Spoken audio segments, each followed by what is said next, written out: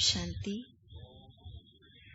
आज हमारे बीच बाबा की बगिया के एक ऐसे अनन्य कहें, अमूल्य रतन कहें, जिन्होंने भगवान का नाम ही अपने साथ जोड़ लिया है।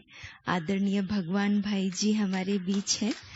आप महाराष्ट्र से हैं, बहुत छोटे से गांव में महाराष्ट्र के आपका जन्म हुआ। 1982 में आपको एक ऐसी किताब से ज्ञान मिला जिसे लोगों ने रद्दी समझकर फेंक दिया था, और उसी रद्दी की किताब से आपने अपना जीवन श्रेष्ठ बना लिया। 1987 में आपने समर्पित रूप से अपनी सेवाएं देनी शुरू की। 8 वर्ष आपने पांडव भवन दिल्ली में रहकर सेवाएं दी। भाई साहब का स्वागत करेंगे जोरदार तालियों से, शांति सरोवर की बगिया के पुष्पों से। 8 वर्ष आपने दिल्ली पांडव भवन में रहकर समर्पित रूप से सेवाएं दी, और उसके बाद स्थायी रूप से आप शांति वन में रहकर सेवाएं दे रहे हैं। वर्तमान में किचन डिपार्टमेंट में आप सेवाएं देते हैं, लेकिन आपके अंदर ज्ञान का इतना भंडार है कि आपने अभी तक 12,000 स्कूलों में जाकर बच्चों को, हम सोच भी नहीं सकते हैं, 12,000 स्कूलों में बच्चों को बाबा का संदेश दिया है, और 1100 जेलों में जाकर, आंकड़ा बहुत ही बड़ा है, आपने सेवाएं की है। आपने लगभग हर एक भाषा में लेख लिखा है। 3,000 से ज्यादा आपने लेख आपके अभी तक प्रकाशित हो चुके हैं हर एक भाषा में। और आपकी सबसे बड़ी विशेषता है आपकी लेखन कला इतनी सुंदर है कि जब बाप दादा मिलन होता है तो कैमरे से क्लोजअप करके खास आपकी जो लिखत उस समय होती है वो कैमरे पे सबको दिखाई जाती है। तो मौका मिलेगा तो भाई साहब अगर हमें भी दिखाएंगे तो अच्छा है। तो ऐसे बाबा के अमूल्य रत्नों का बारंबार स्वागत है। अभी हम भाई जी से अनुभव युक्त क्लास सुनेंगे, उसके बाद हम कल भी मिलेंगे। आपको टाइम बाद में बताया जाएगा। भगवान भाई जी से अभी सुनेंगे। ओम शांति। ओम शांति। तो विशेष वर्तमान समय का पुरुषार्थ क्या है? क्योंकि सभी समय को देख रहे हैं। समय को देखते हुए भी हमें कम समय में ज्यादा प्राप्ति करनी है, उच्च पद प्राप्त करना है। तो 2 बातों का विशेष अटेंशन देना है। एक तो पहली बात स्वयं को बदलना है, और दूसरा अशरीरी विधेयी बनने का अभ्यास करना है। क्योंकि ये 2 चीजों से हमारा पद ऊंचा होगा। इतना ही नहीं, संगम युग में माया के साथ जो युद्ध है उसमें विजय बनेंगे। ब्रह्मा बाबा ने और कुछ नहीं किया। ब्रह्मा बाबा ने नारायण बनने के लिए एक तो आत्मा का पाठ पक्का किया, और दूसरा बाबा ने रोज अपने इंद्रियों का दरबार लगाया। और हमारा सबका लगभग इन 2 बातों की तरफ ध्यान नहीं है। अगर ये नहीं करेंगे तो हम विजयी नहीं बनेंगे, पद ऊंचा नहीं मिलेगा। क्योंकि भविष्य में हमारा सबका लक्ष्य है कि मेरा पद बहुत ऊंचा चाहिए। तो पद ऊंचे का आधार कोई आप मधुवन में रहते हैं, मम्मा बाबा को मिले या न मिले, कितना साल से, उसका कोई ताल्लुक नहीं है। उसका फार्मूला है स्वराज्य अधिकारी सो विश्व राज्य अधिकारी। चाहे वो मधुवन में रहता है, सेंटर पर रहता है, गृहस्थी में रहता है, समर्पित है, कोई ये नहीं। जिन्होंने इंद्रियों पर शासन किया वो भविष्य का उसका पद ऊंचा होगा। क्योंकि जिसका इंद्रियों पर शासन है उसका व्यवहार, उसका संस्कार सबको पसंद आएगा। क्योंकि माता बड़ी अच्छी है, भाई बहुत अच्छा है। अच्छा मतलब क्या? उसका इंद्रिय पर संयम है। और जिसका इंद्रिय पर संयम नहीं है, सामने से तो हाजी करेंगे, पीछे में हमको पता आप कैसे जाओ बोलेंगे। इसलिए ये बाबा ने जो पुरुषार्थ किया, बाबा की डायरी मिली थी, और बाबा रोज उसके अंदर अपना दरबार लिखते थे। लेकिन हम अंधेरी नगरी, चौपट राजा, टकेसर बाजी, टकेसर खाजा। क्योंकि आज हमारे जीवन में जो समस्या है कोई व्यक्ति की तरफ से नहीं आती, कोई परिस्थिति से समस्या नहीं आती, समस्या हमारी खुद की इंद्रियों से आती है।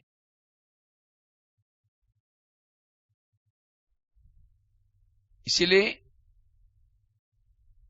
इस ज्ञान में अकेले नहीं चलना है, हमें अपनी इंद्रियों का भी सहयोग लेना है।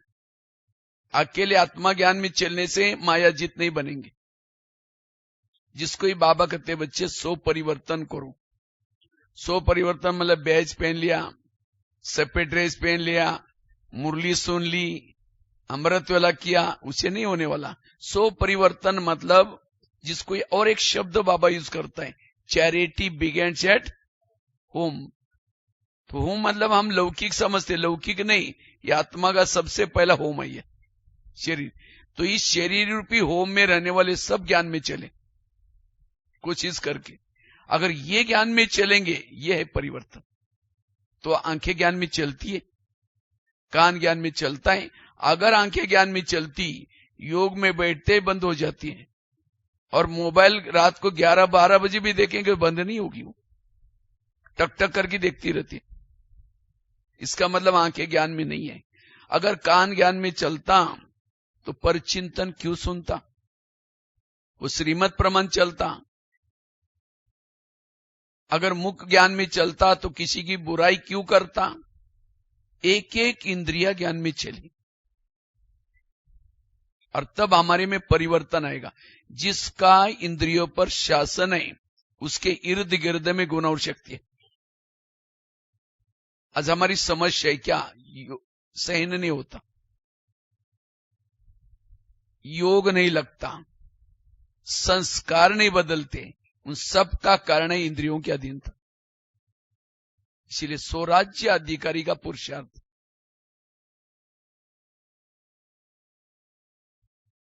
एक एक इंद्रियों को हमें क्या करना है, बात करना है, और उसको अपने शासन प्रमाण रखना है। आजकल के मम्मी पापा इतना बिजी हो गए, बच्चा कहां जाता है, किसके साथ में जाता है, क्या देखता है, उनको टाइम ही नहीं देखने का। इसी तरह और जब बच्चा गलत काम करता, आंखें खुल जाती है। इससे कैसे क्या, अगर रोज वो मम्मी पापा पूछते बेटा तुमने आज क्या क्या देखा, क्या क्या खाया, किसके साथ में गया, तो बच्चा गलत करता नहीं। इसी तरह आज हमें टाइम ही नहीं है सेवा में से। हमारी कान क्या सुन रहा है, हमारी आंखें सारा दिन क्या देख रहे हैं, हमारा मुख सारा दिन क्या बोलता है, मेरा मन सारा दिन क्या सोचता है, क्या ये जरूरी है, इसको पूछने का टाइम। और ब्रह्मा बाबा इतना संस्था के संस्थापक थे, तो भी टाइम निकाल करके ये जरूर किया, और इसीलिए बाबा सबके प्रिय बने। इसीलिए अगर हमें, जिसको बाबा कहते बाप समान बनो, हमें कोई नया पुरुषार्थ नहीं करना है, कोई नया प्लानिंग नहीं बनाना है। तो आजकल फेसबुक में, व्हाट्सएप में कितनी क्या क्या बातें आ रही, जो हमें करना चाहिए। आज दुनिया के शास्त्र इकट्ठे करो, ग्रंथ इकट्ठे करो, एक पहाड़ बन जाएगा, लेकिन उसे हुआ कुछ नहीं। आखिर परमात्मा को आना पड़ा, और क्या बोला, बच्चे तुम आत्मा, और साथ में इंद्रियों पर शासन। बस इसी से सारा परिवर्तन का जड़ आई है। इसीलिए अभी भी हमें टाइम है, अभी भी ये करना है। जब कृष्ण रथ में बैठता है, पहले घोड़ों को प्यार करता है, थपथपाता है। क्यों, अगर घोड़े जाकर के दुर्योधन के सामने गिर जाएंगे, पराजय हो जाएंगे, इसलिए प्यार करता है। इसी तरह हमें भी अमृत वाला करके आने के बाद जब नहाते धोते अपने घोड़ों से प्यार करो। हे मेरे कान, आज तुम ऐसी कोई बातें ना सुना जो मेरी पराजय हो जाए। हे मुख, तुमको ऐसी बातें ना बोलना जो मेरी पराजय हो जाए।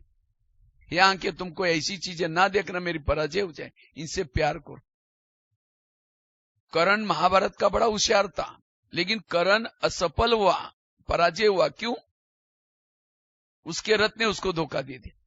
सारे गीता का सार, सारे मुरलियों का सार, हे अर्जुन तुम अपने घोड़े के लगाम अपने हाथ में रखो।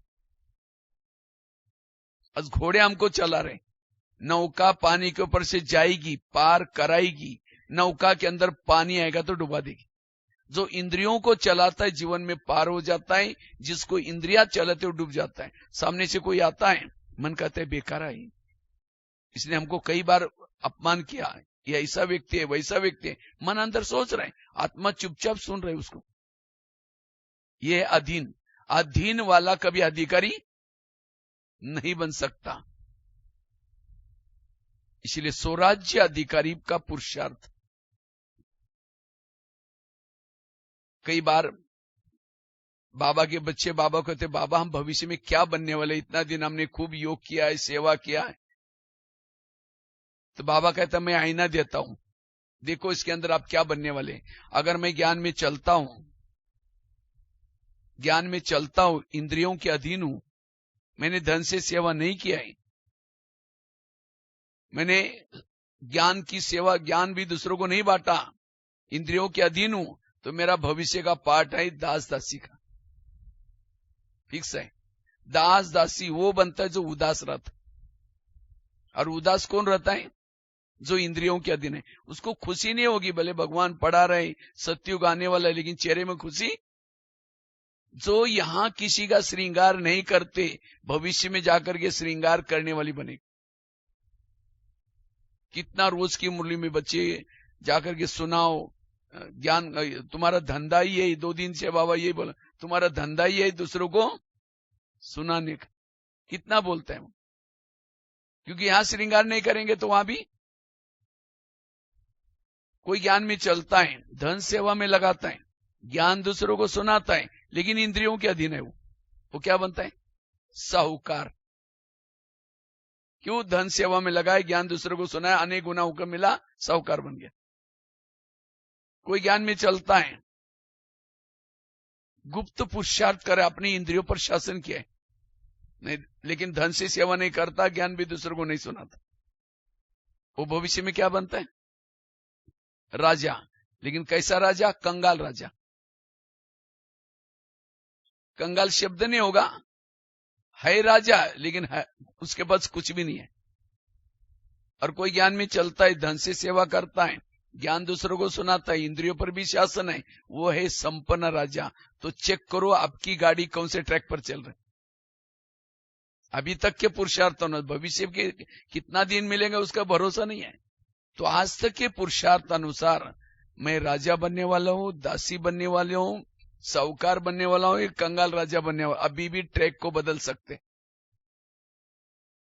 इसलिए स्वराज्य अधिकारी बनना, ये शरीर हमारा एक किला है, और इस किले के कई दरवाजे, कान, मुंह, आंखें, लेकिन इस दरवाजे में रहने वाला, रोकने टोकने वाला कोई भी, कुछ भी बातें आ रहे, कान कुछ भी सुन रहे हैं, मुख जो चाहे बोल रहे हैं। इसलिए इनके ऊपर कंट्रोल। जैसे पाकिस्तान के बॉर्डर पर कोई सैनिक रहता है, और वहां से एक आतंकवादी आ रहा है, कहता है 500 के नोटा का बोरा लो, मुझे अंदर भेज दो। वो कहे कि अरे इतना बोरा तो मैं गवर्नमेंट की कितनी भी सर्विस करूंगी तो भी नहीं मिलेगा भाई, 2 और अंदर जाओ, तो कितने लोगों को मारेगा। इसीलिए उस सैनिक को नोट प्रेमी नहीं, देश प्रेमी बनने की जरूरत है। इसी तरह आज हमारी कान किसी लिए मिला है, आत्मा की रक्षा करने के लिए।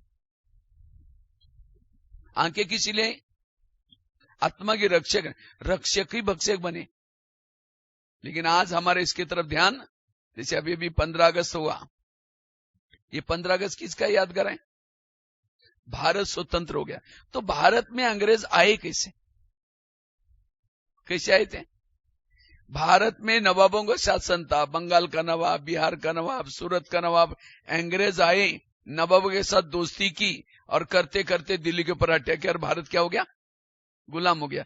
तो इसी तरह शरीर में हमारा एक इंडिया है, और इसकी राजधानी का है, यहां राजा रहता है। लेकिन शरीर रूपी इंडिया में कई नवाब है, कौन से, कान, मुख, आंखें, मन, बुद्धि, अपना अपना शासन है, वो किसी के मानते भी नहीं।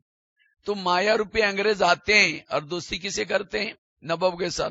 कान के साथ दोस्ती कर दी, वास्को डी गामा बन जाता है यहां से। कान के साथ दोस्ती की, फिर मुख ने वर्णन कर दिया, मुख ने वर्णन किया, फिर दृष्टि बन गई ऐसी, फिर मन में गया, बुद्धि में गया, और उसके बाद आत्मा के ऊपर अटैक किया। और इसीलिए हर एक का शरीर गुलाम है। किसे?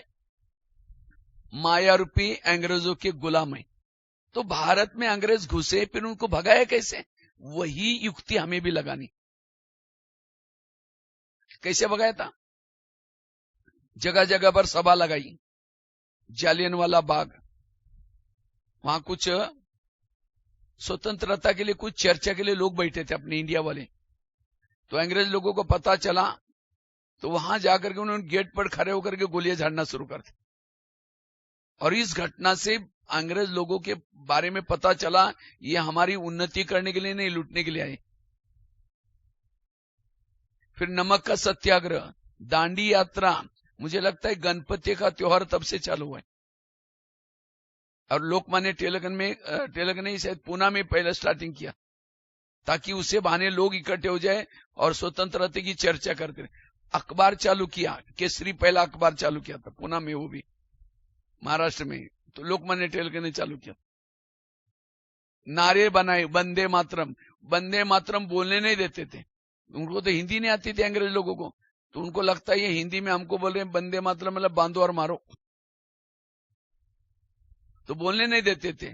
तो भारत की जनता को जागृत किया। जब जनता जागृत हुई, उन्होंने नारा लगाया अंग्रेजों को, तब अंग्रेज लोग चले गए। तो इसी तरह हमें भी क्या करना पड़ेगा?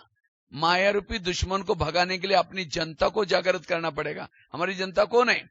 ये इंद्रियां। और ये काम ब्रह्मा बाबा ने किया।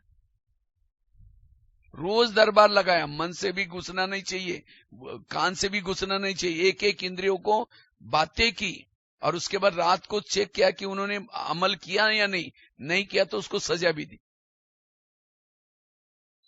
लेकिन हमारा इसके तरफ ध्यान नहीं है। और जब तक ये, क्योंकि इस दुनिया पर शासन वही कर सकते हैं जिसने इस दुनिया में शासन किया।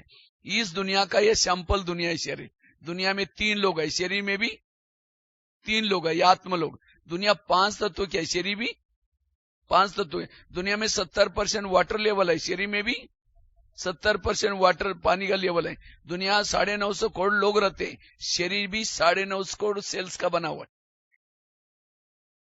इस दुनिया का ये सैंपल दुनिया, जो इसके ऊपर राज्य करता है। इसीलिए बाबा कहते हैं 100 परिवर्तन से विश्व परिवर्तन होगा। इसीलिए स्वयं को इसको निर्विघ्न बनाना है। जितना इसको निर्विघ्न बनाएंगे उतना हम निर्विघ्न बन जाएंगे। इसलिए स्वराज्य अधिकारी का महत्व है। तो रोज हम अपना दरबार लगाए कैसे? बाबा हमें दोस्त के रूप में मिला हुआ है, और वो दोस्त कहता है मैं तुमको राजाई दूंगा वापिस, लेकिन तुम मेरे पास आना। तो अमृत वेला हमें बाबा के पास जाना है ताकत लेने के लिए। अमृत वेला करके आने के बाद, ये शरीर हमारा एक ऑफिस है, शरीर हमारा एक देश है। यहां आकर के सभी इंद्रियों से गुड मॉर्निंग बोलो, और उसके बाद 5-10 मिनट के लिए सभी इंद्रियों से थोड़ा बातें करो। सबसे पहले बात करो कान से। हे मेरे कान, तुम मेरे इस राज्य के शान हो। अगर तुम ना होते मैं ईश्वरी माओ के कैसे सुनता। इसीलिए तुम्हारा बहुत बहुत धन्यवाद। और मैंने तुमको बॉर्डर पर रखा है। कान का है बॉर्डर पर। और बॉर्डर पर किसको रखा जाता है? विश्वास वालों को, स्पेशल व्यक्ति को। तो मैंने तुमको बॉर्डर पर रखा है, और तुम मेरा खाते हो, मेरे राज्य में रहते हो। कान जिंदा क्यों है? आत्मा ने कमाया हुआ खून सप्लाई होता है। अगर कान थोड़ा डिस्टेंस में यहां होता तो जिंदा रहता। तो खाता है आत्मा का, और धोखा दे रहे आत्मा को। इसीलिए कान, आज मैं अपने परम हितैषी शिव बाबा के पास गया था, तो शिव बाबा ने तुम्हारे लिए कुछ इशारे दिए। और शिव बाबा तो मेरा दोस्त है, मेरा हित चिंतक है। इसीलिए आज से तुम्हें कोई भी प्रकार की व्यर्थ बातें नहीं सुननी। अगर सुनेगा मैं तुमको सजा दूंगा। और ये भी नहीं समझना मुझे कुछ पता ही नहीं चलता, क्योंकि आजकल शरीर रूपी किले के चारों तरफ से मैंने शीशी कैमरे का प्रबंध किया।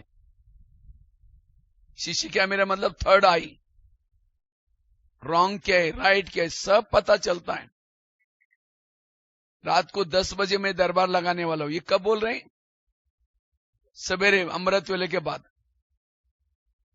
आगे चलो मुख्य पास। हे मुख, तुम भी मेरे इस राज्य के शान हो। अगर तुम ना होते मैं ईश्वरी महावाक्य के दूसरों को कैसे सुनाता।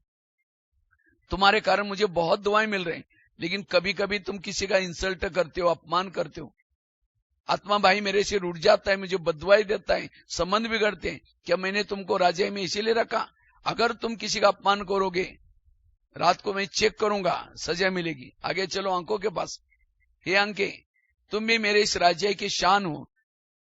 मुझे 84 जन्म में बहुत आंखें मिली, लेकिन तुम्हारे जैसे भाग्यशाली आंखें कोई जन्म में नहीं मिली, क्योंकि तुम्हारे द्वारा मैंने सत्यम शिवम सुंदरम को देखा है ना बाबा को। सभी पुरानी बैठे, और एक दिन नहीं देखा, घंटों तक देखा हुआ है, 25-30 बार देखा हुआ है, चलते हुए देखा हुआ है, खाते हुए देखा है, मुस्कुराते हुए देखा हुआ है। और दुनिया की आंखें तो रात भर देखा हुआ है। दुनिया की आंखें तो साक्षात्कार करने के लिए तरस रहे, साक्षात्कार भगत। लेकिन हमने साक्षात्कार अलग चीज, साक्ष्य बाबा को देखा हुआ है। तो क्या उस प्रभु को देखने के बाद तुम्हारा पेट नहीं भरा? तुम इस संसार की गंदी बातें, विरत बातें क्यों देखते हो? अगर देखेगा मैं तुमको सजा दूंगा। आगे चलो पांव के पास। हे पांव, तुम भी मेरे इस राज्य के शान हो। अगर तुम ना होते मैं सेवा करने के लिए कैसे जाता? भले हाथ ने कर्मना सेवा की, आदि दुआ किसको मिली? पांव को मिली। मुख ने भाषण किया, आदि दुआ किसको मिली? क्योंकि पांव घुटने के ऊपर पूरा बॉडी को लेके आता है। इसीलिए कोई भी व्यक्ति आता है घर में तो उसके चरण छूते। छूना तो यहां चाहिए था आत्मा को, लेकिन कहां छूते हैं? क्योंकि आत्मा को, पूरा बॉडी को किसने लाया? पांव ने। लेकिन कभी कभी पांव क्या करता है? परचिंतन करने के लिए लेके जाता है। परचिंतन क्या? मुख ने। आधा पाप किसके पर चढ़ा? पांव के ऊपर। फिल्म देखी आंखों ने, आधा पाप किसके ऊपर चढ़ा? अगर पांव कहता नहीं मैं राजा के लिए ईमानदार हूं, मैं नहीं जाऊंगा, तो मुंह कहता ठीक है तुम नहीं जाएंगे, मेरा काम रुकेगा, मैं जा रहा हूं, वो अकेला निकल के जाएगा? मना सारी इंद्रिया आत्मा की एंटी में चल रहे। ये सबसे बड़ा भ्रष्टाचार हो रहा है अंदर। आज कई माताएं कहते मेरे बच्चे मानते ही नहीं। क्यों नहीं मानते? जिसकी इंद्रियां नहीं मानती उसका कहना कोई नहीं मानेगा। आज कई कहते मुझे कोई रिगार्ड नहीं देता। क्यों नहीं देता? क्योंकि मेरी इंद्रियां मुझे रिगार्ड नहीं देती, मेरा कहना नहीं मानती, तो कौन रिगार्ड देगा? इसीलिए इसको ठीक करो, सब कुछ ठीक हो जाएगा। क्योंकि सतयुग में प्रकृति के पर राज्य करना है, औरों पर राज्य करना है, इसलिए स्वराज्य अधिकारी की स्थिति चाहिए। प्रधानमंत्री दिल्ली में शांति में कब बैठेंगे?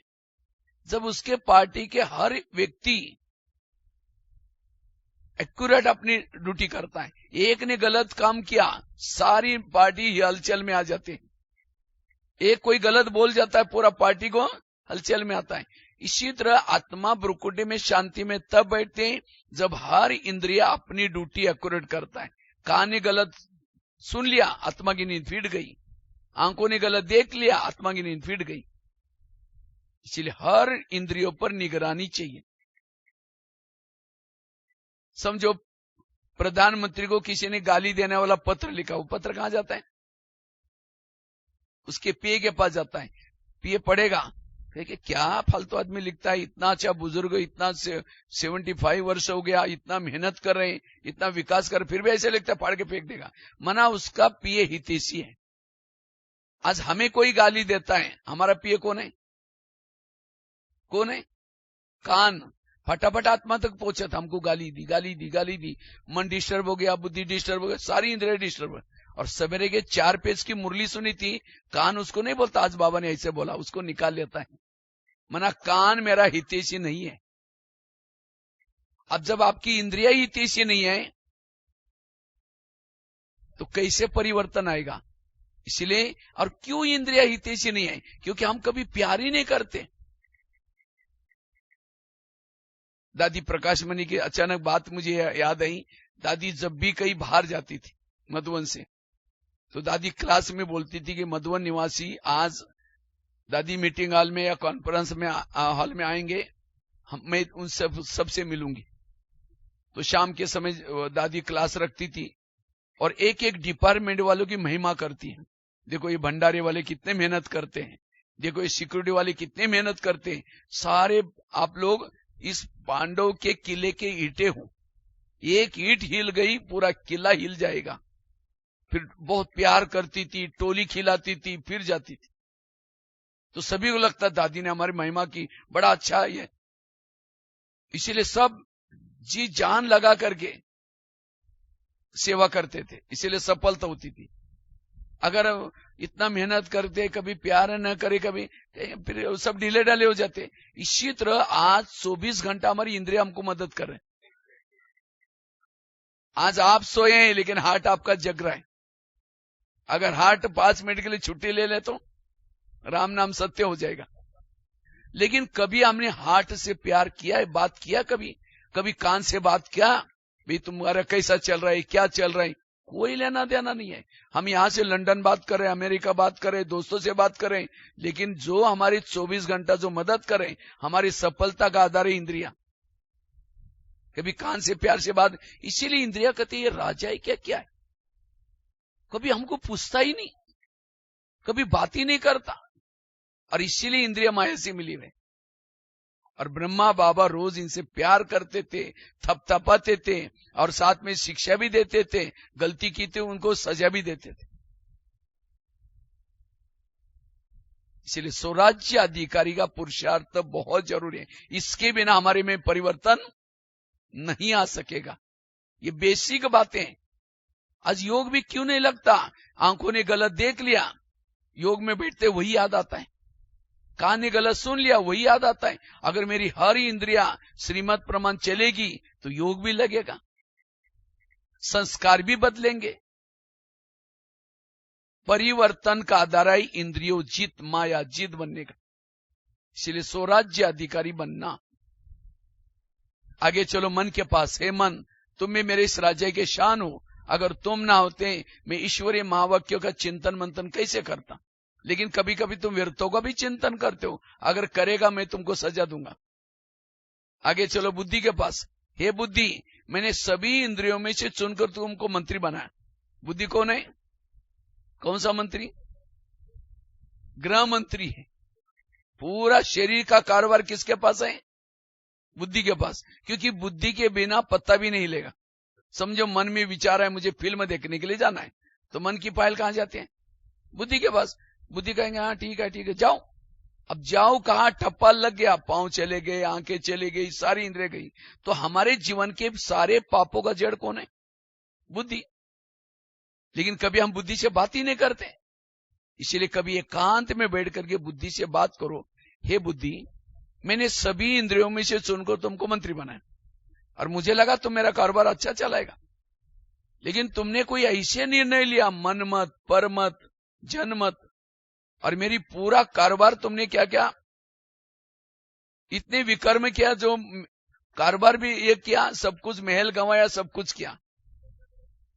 इसीलिए आज से तुम्हें कोई भी निर्णय लेना है श्रीमत के आधार से लेना है। अगर गलत निर्णय लेगा मैं सजा दूंगा। ऐसे हमें सभी से बातें करके रात को सोने से पहले फिर क्या करना है? फिर सभी इंद्रियों से चेकिंग करना है। सबसे पहले पूछो कान से, कान तुम्हारा चार्ट कैसा रहा? तुम्हारा बहुत बहुत धन्यवाद। सवेरे 7 बजे तुम्हारे द्वारा मैंने मुरली सुनी थी, लेकिन 12 बजे कोई माता जी आई थी या भाई आया था, किसी की निगेटिव बातें सुना रहा था, तुमने बड़ा नजदीक जाकर सुना था, और क्या हुआ? मैंने सीसी कैमरे के रिकॉर्डिंग में देखा है। अब बताओ, तुमको मना किया था तुमने, तुम्हें इसीलिए तुम्हारे लिए सजा मतलब एक कैंची लेकर के कान को काट करके नहीं फेंको, जाओ यहां से। अलौकिक सजा दो। कौन सी? दोबारा मुरली सुनो। अगर कान पर चिंतन सुनता है, मतलब कान ज्ञान से भरपूर, तो उसको सजा कौन सी दो? दोबारा मुरली सुनाओ। आगे चलो मुख के पास। मुख तुम्हारा चार्ट कैसा? समझो कान ने दरवाजा खोला था, दुश्मन को अंदर कर दिया, तो कम से कम तुमने तो अपनी ड्यूटी ठीक करनी चाहिए थी। क्योंकि मैं 5-6 दरवाजे के अंदर बैठा हूं, अब दुश्मन मेरे तक आया, इसका मतलब तुमने भी ड्यूटी ठीक नहीं की। तुमने भी कहा कि हाँ सचमुच ऐसी करते, उसने ऐसा किया, इसीलिए तुम्हारे लिए सजा, कल के दिन तुम्हारा कारोबार बंद। मौन, मौन रखो।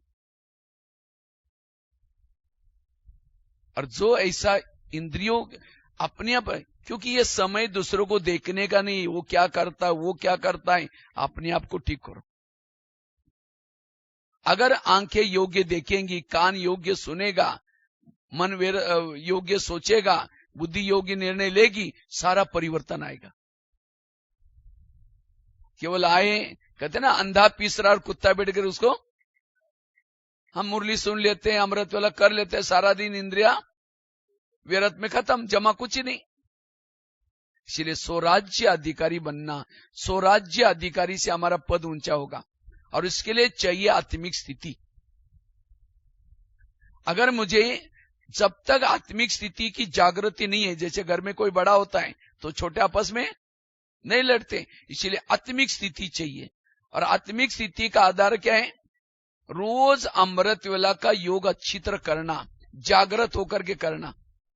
तो अमृत वेला करते सभी। आत्मिक स्थिति का आधार 3 सवेरे सवेरे बातें। एक तो अमृत वेला का योग, अमृत वेला करते सभी, हाथ खड़ा करो। अच्छा, सब लोग करते, लेकिन अमृत वेला का चुपचाप आपका कोई वीडियो बनाई जाए और उसी वीडियो का आपको सवेरे 10 बजे दिखाई जाए, क्योंकि मेरा है, मैंने क्या था, दीवार के सारे बैठे, मुंह खुला, आंखें बंद है। 2 बार मच्छर अंदर भी गया और बाहर भी आए। इसीलिए आंखें खोल करके बैठना, और केवल खोल के भी नहीं। अब कोई घर में मेहमान बैठा है, मेहमान को बुलाओ, बहुत बड़ा मेहमान है,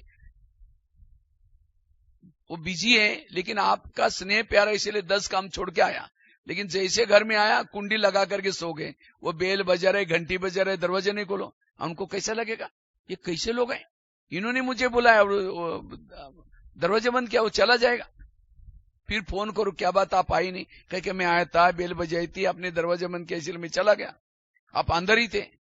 नहीं नहीं नहीं, दोबारा आ जाओ। फिर आया, फिर कुंडी बंद कर दिया, फिर फोन करो, कहेगा कभी नहीं आऊंगा। इसीलिए हम अमृत वाला उठेंगे, बाबा को निमंत्रण देंगे, मीठे बाबा, प्यारे बाबा आ जाओ, हम आपसे बातें करनी है, बातें करनी है, करनी है, करनी है। अब उसको बुलाया, दरवाजे खिड़की, इसीलिए आंखें खोल करके बैठना। और केवल खोल के भी नहीं, कोई मेहमान बैठा है, चेहरे की तरफ देखते रहो, वो कहेगा फोन क्यों किया था? फिर घड़ी में देखे, कब तक देखना है? अच्छा 5 मिनट, अच्छा और 5।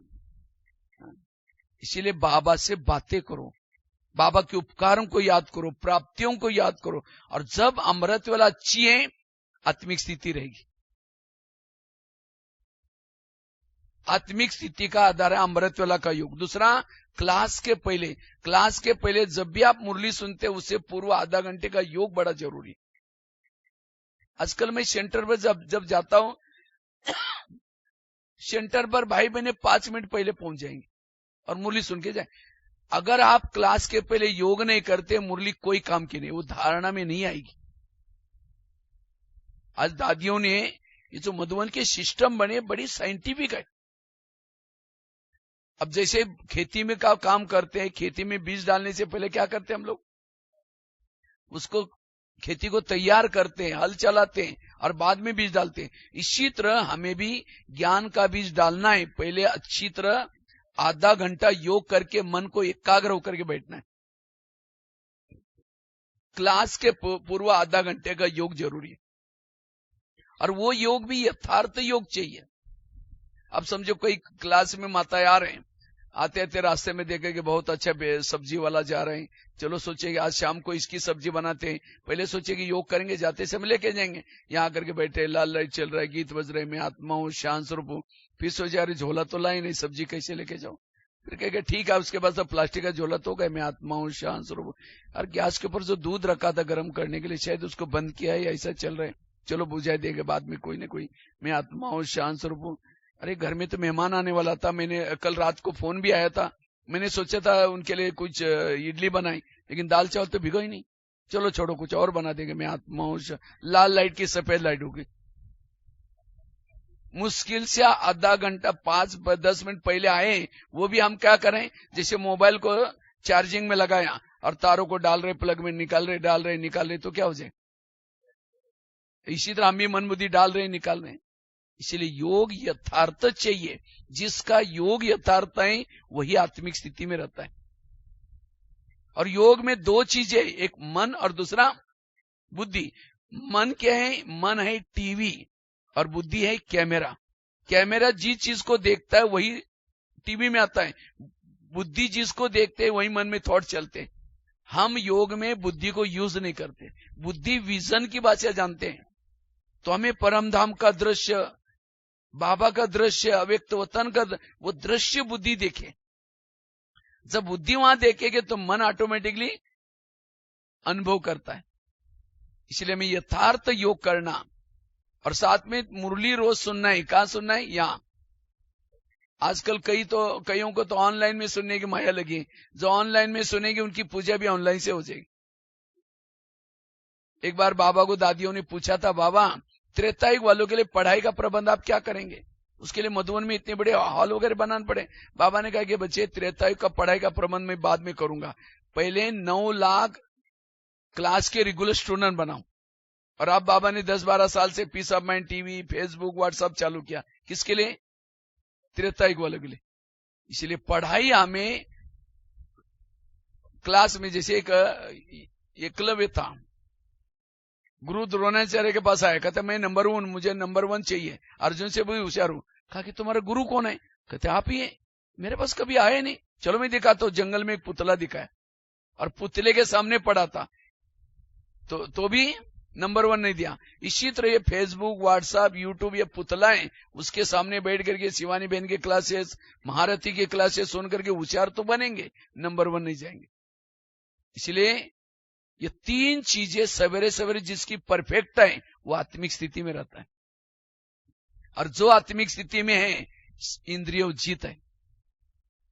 आत्मिक स्थिति का दूसरा आधार है पवित्रता की धारणा। पवित्रता के बिना आत्मिक स्थिति का दीपक नहीं जलेगा। जैसे पहले जमाने में एक दिया आता था, चिमनी आती थी, उसके अंदर केरोसिन डालते थे, माचिस लगाओ, जलती थी, वो फ्लेम जलती थी, उसे कारोबार करते थे।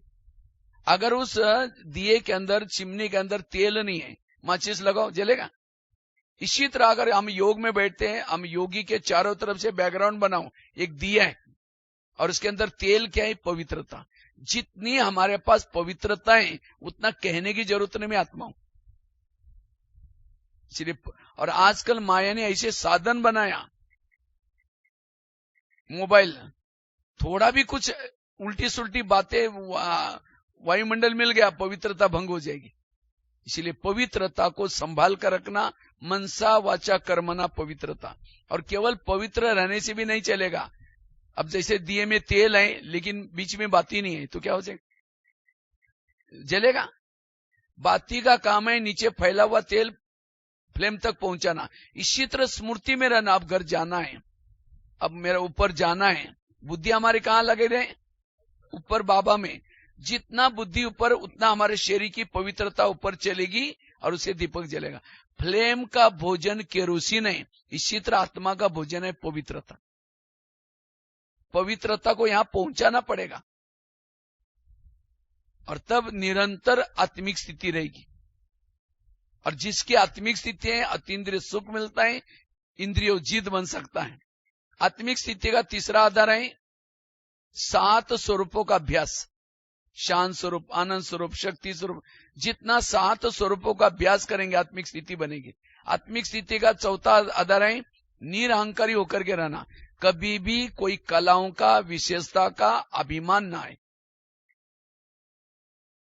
आजकल अभिमान बढ़ता जा रहा है। जितना हम ज्ञान में सफलता प्राप्त करते हैं, जितना आगे बढ़ते हैं, उतना अभिमान बढ़ता है।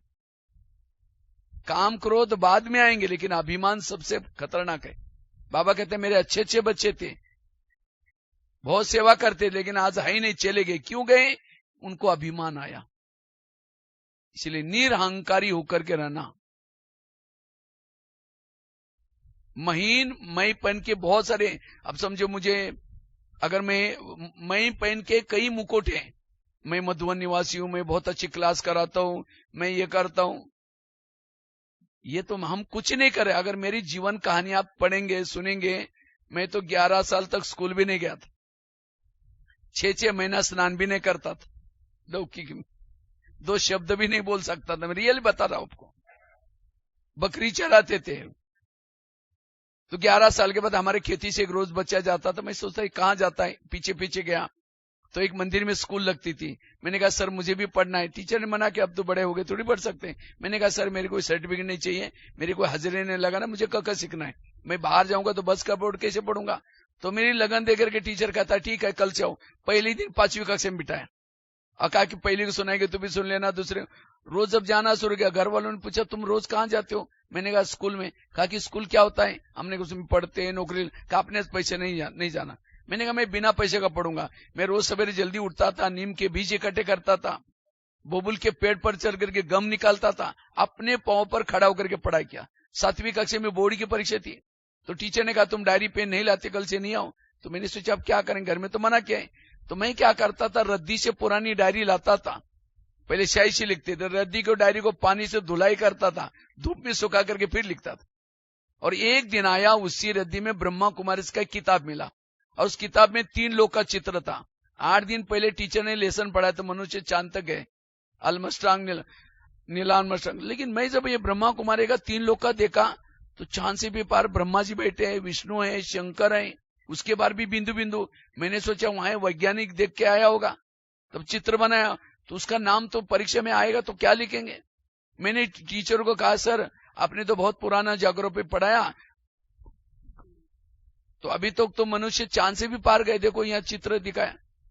तो टीचर ने बाजू की लिखत 4 बार बड़ी, छोड़ो क्वेश्चन नहीं आएगा इसका परीक्षा में, बोल दिया।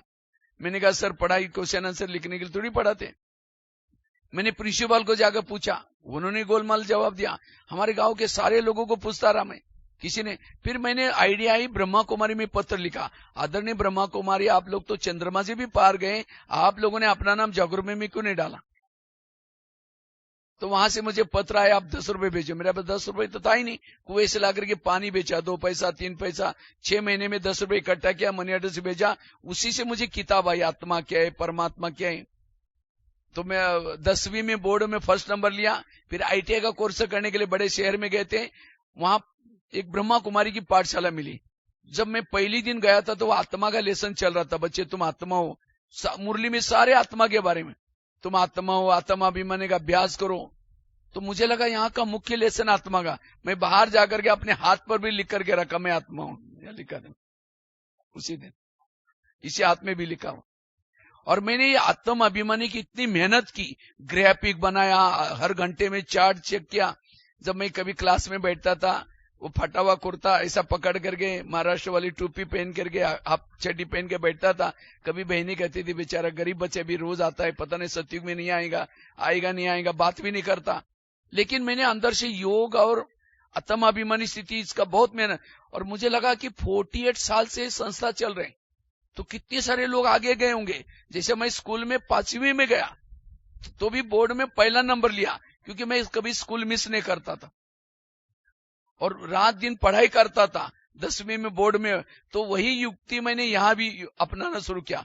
मैं क्या करता था, सवेरे भी क्लास करता था, शाम को भी क्लास करता था। उन्होंने जो पुराने लोगों ने जो मुरलियां पढ़ी, मैगजीन पढ़ी, वो भी पढ़ना शुरू किया। और ड्रामा ऐसा बना, तो बहनों ने मधुबन में तो भेजा नहीं। तो एक दिन बाबा कहते बच्चे योग लगाओ, असंभव संभव हो जाएगा। तो मैंने 6 महीना तक रात को 10 बजे से सवेरे 5 तक योग किया, मधुबन में चला गया और एक एक नियम को पालन किया। एक दिन बाबा कहते बच्चे भोजन शुद्ध खाओ, तुम्हारा योग लगेगा, भोजन का बहुत बड़ा प्रभाव पड़ता है। तो मेरा घर से टिफिन आता था, पत्र लिखा मुझे भोजन नहीं भेजो। अब 4-5 दिन तो भूखा रहा। किसी ने मुझे एक स्टोव दिया, एक पतीला दिया, चावल उबाल करके, गरम चावल पर शक्कर डाल करके 4 साल तक खाया। और आज बाबा ने मधुबन के भंडारे में रखा हुआ। उसके बाद जब मधुबन में गए, वहां 2 साल रहे। गुलजार दादी मुझे दिल्ली लेके गई, दिल्ली में 10 साल रहे। उसके बाद वापिस मधुबन में बुलाया। तो मेरे जीवन में आप देखो इतनी कला है, आज कितना सारा आर्टिकल लिखता हूं, आप YouTube में, गूगल में बीके भगवान भाई डालो तो बहुत सारे लेक्चर, और खुद ही करते हैं। कोई मेरे पास सेवादार नहीं होता, मेरे आप जेब में सारा सब सामान होता है, सब यहाँ लगा करके, स्टैंड है, सब कुछ ये करके, कितनी सारे स्कूल कॉलेज में। तो कभी कभी मैं अपने को समझाता हूँ, भगवान भाई तुम तो हिंदी भी बोल नहीं सकते थे, तो 2-4 शब्द भी नहीं, ये सब बाबा तुम्हारा भाग्य बनाने के लिए करा रहे। आज हमने इतना 40 साल से मधुबन में रहता हूं, ना अपने पास गाड़ी रखी है, कोई गाड़ी नहीं रखी, और सबसे ज्यादा यात्रा मेरी चलती, और वो भी स्लीपर में चलता हूं। मैंने लक्ष्य रखा था 60 साल पूरी होने तक स्लीपर में यात्रा करेंगे, पैसे को बचा बचा करके सेवा करेंगे। तो ये कला बाबा ने दी है, इसलिए निरहंकारी होकर के रहना। जितना निरहंकारी रहेंगे, हमारे संकल्प ज्यादा नहीं चलेंगे। अगर अभिमान आएगा, मैं ये हूं, मैं ये हूं, मुझे पूछा ही नहीं, पूछ पूछ की पूछ वाले लोग त्रेतायुग में चले जाते। सबको पीछे से पूछे, राम के भक्तों के पास, कृष्ण के भक्तों को किसी को भी पूछ। तो कहने का मतलब हमें निरहंकारी होकर के रहना है। जितना निरहंकारी रहेंगे, उतना हमारी निराकारी स्थिति अपने आप रहेगी। निराकारी स्थिति बनाने के लिए, आत्मिक स्थिति बनाने के लिए संकल्प कम चलने चाहिए। जितने हमारे संकल्प कम, निराकारी स्थिति बनेगी। निराकारी स्थिति बनाने के लिए हमें सोमानों के अभ्यास करना है। रोज अपने गाड़ी को गैरेज में लगा के सोने के लिए बाबा के पास जाना है। अगर ये कुछ अभ्यास करेंगे तो सहज हमारी आत्मिक स्थिति रहेगी। आत्मिक स्थिति और स्वराज्य अधिकारी स्थिति, अगर ये 2 प्रकार का हम अभ्यास करेंगे, हम ब्रह्मा बाप समान सबके प्यारे बन सकते हैं, और भविष्य का हमारा पद भी। क्योंकि आत्मिक स्थिति जिसकी है, जिसे जिस घर में लाइट, वहां भूत नहीं रहता। जिस शरीर में आत्मा का बन है, कोई भी विकार रूपी भूत नहीं रहेगा। जैसे सीता के सामने जब रावण आता है, वो तिली जला कर रखते हैं, इसी तरह हम रावण के राज्य में रहते हैं। जितनी हमारी तिली जली रहेगी, रावण कभी टच भी नहीं करेगा। आत्मिक स्थिति में रहने वाला रात को सोया है, योग लगा रहेगा, रास्ते में चल रहा है, योग लगा रहेगा। जिसे राम रावण का युद्ध चलता है, राम रावण का एक सिर काटता है, फिर दूसरा काटता है, एक एक सिर कट जाता है, दोबारा जुड़ जाता है। विभीषण कहता है ऐसे नहीं मरेगा, नाभि में तीर लगाओ। इसी तरह आज हम भी क्या करें, कभी काम का गला काटते हैं, महीने 2 महीने बाद जुड़ जाता है, फिर दूसरा काटते हैं, जुड़ जाता है। देह भान के नाभि में तीर लगाने की जरूरत। सबसे बड़ा विकार है देह भान। इसीलिए रोज की मुरली में बाबा कहते हैं, बच्चे आत्मा समझो। आज भी था, आत्मा समझो। ये आत्म अभिमानी का लेसन, जिन्होंने इसके ऊपर मेहनत की, उसके लिए ये ज्ञान बड़ा इजी है, सहज है। इसीलिए 2 बातों का वर्तमान समय अगर हम पुरुषार्थ करेंगे, और लास्ट में हमारा जो पेपर आएगा, इसी का आएगा। 1 सेकंड ये होगा, हमें अशरीर होना होगा, अन्यथा दुख होगा, दर्द होगा। और दुख वाले, दर्द वाले, चिल्लाने वाले बच्चे सतयुग में थोड़ी होते हैं। आजकल कोई कोई बच्चे जन्म लेते एकदम डरता है, घबराता है, क्यों? उसकी मृत्यु लास्ट में ऐसी हुई। तो हमें 1 सेकंड में अशरीरी बनना, और इसके लिए बहुत समय का अभ्यास चाहिए। इसलिए हमें ये 2 बातों का अगर पुरुषार्थ करते हैं, तो सहज हम मायाजीत बन सकते हैं, विजय बन सकते हैं, हमारा पद भी ऊंचा हो सकता है। इसलिए बाबा ने जैसा पुरुषार्थ किया, हमें भी क्या करना है, जो मूल बातें हैं इसके तरफ ध्यान देना है। ठीक है, ओम शांति। हैदराबाद में कई बहनों ने कई समय से बुला कर रखा था, तो चिट्ठी भी दिया था, 2-4 बार दिया था। तो इस बार हमने कहा मैं टाइम दूंगा। तो भट्टी के लिए आए थे राधा बहन, जो श्रीनगर कॉलोनी, फिर और भी 3-4 जगह पर गए थे भट्टी के लिए। हाँ, तो सभी तरफ भट्टी करके फिर मेरा टिकट थोड़ा जल्दी बहनों ने बोला नहीं था, तो इसलिए टिकट नहीं बनी थी। तो कल मेरा रिजर्वेशन है, तो कल मैं जाने वाला हूँ। तो इसलिए हमने सोचा चलो शांति सरोवर में होके जाते, इसलिए आपके पास आने का, मिलने का मौका मिला। भाई साहब को किन शब्दों में शुक्रिया करें, क्योंकि भंडार इतना है जो निरंतर बहता जाता है। लेकिन कल फिर हम मिलेंगे कल शाम को 6 से 7 फिर से भाई साहब का क्लास रखा है। सुबह भाई साहब मेहदीपट्टनम जा रहे हैं क्लास के लिए, शाम में हमसे मुलाकात करेंगे, फिर 7 से 7:30 योग भी करेंगे साथ में। तो थैंक यू सो मच भाई जी, आपने बहुत सुंदर हमें रमणीक रीति से राज्य दरबार कैसे लगाना है कर्मेंद्रियों की वो सिखाया। अभी 2 मिनट सभी बाबा की याद में बैठेंगे। ओम शांति।